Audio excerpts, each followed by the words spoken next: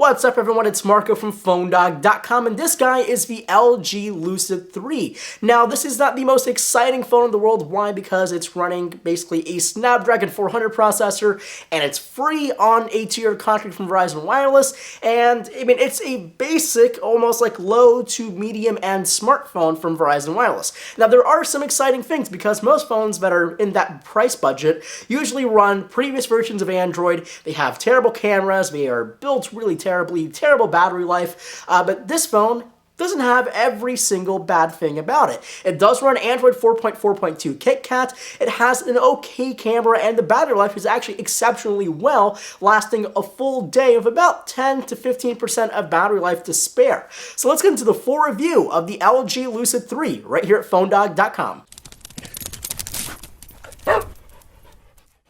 Let me just start out by saying the Lucid 3 is not the prettiest device. It's far from it. Build quality is pretty standard when it comes to your free phone on contract type deal. It feels like they just took the plastic Samsung used to use for their Galaxy S4 and applied it all over the Lucid 3. And also, it's quite a large device. Lengthwise, it's at 5.18 inches tall, but the thickness is right at 9.9 millimeters. That's a lot more chunky than the Moto G and the Nexus 5. And other than that, the phone has no real design language. The display measures in at 4.7 inches and it has a resolution of 960 by 540, also known as QHD. That pushes its pixels per inch down to 234. To my eyes, I can definitely tell it's a subpar display. Even compared to phones like the Moto G, it definitely has a more washed out look, and you can tell pixels apart on this display. It also feels much less colorful than the display on the Moto G, which oddly enough uses exactly the same technology but houses a higher pixel dense panel. And something is completely off with the viewing angles. It doesn't get unreadable, but it does get washed out, something IPS displays are meant to counter. Overall, this display is a definite disappointment. I just wish we could have at least added 720p as this resolution instead of this weird QHD odd resolution. Next are the specs. It runs a 1.2 GHz quad-core Snapdragon 400 processor, 1GB of RAM, and the Adreno 305 chip, the exact setup as the Moto G. It's adequate for a display of this size and this resolution, but with phones like the OnePlus One coming at almost the same price unlocked, and that phone runs a 801 chip with 2GB of RAM, and it does 4K video, and it really makes you think, why did this phone cost a full $349 off contract while that phone costs the same amount of money and you get so much more? Performance-wise, the phone is adequate. As I said before, Android 4.4.2 seems to run just fine, even with LG's custom user interface. Chrome stutters under heavier websites like PhoneDog.com, but funny enough, when it comes to playing games, the phone runs just fine with no stutter. That's that Adreno 305 chip running. Now let's take a look at the software. So we know it runs Android 4.4.2 KitKat, which is a good thing. I love up-to-date phones, but I do have a few bones to pick with LG's custom UI. First case in point is how you activate multitasking. On most phones, Nexus phones included, you activate it by holding down the menu button. Here you hold down the home button.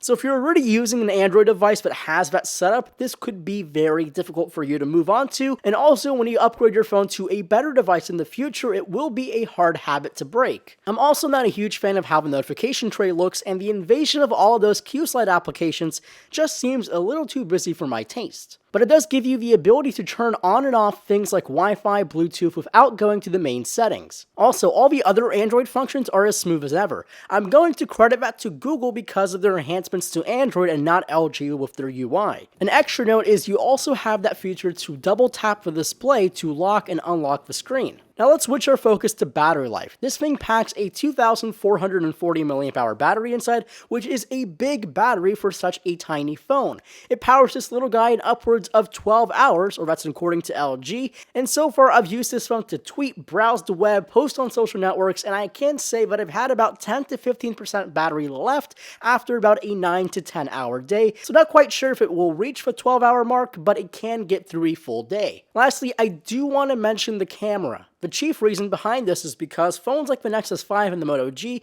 have great specs, but we all miss the point with a better camera.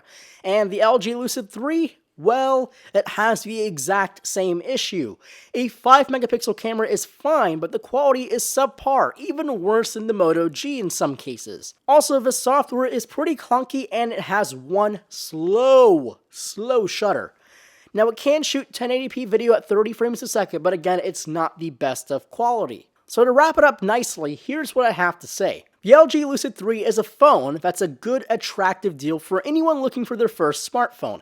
It lacks a good camera and it's not the prettiest device in the world, but for $0 on a tiered contract, it's enticing.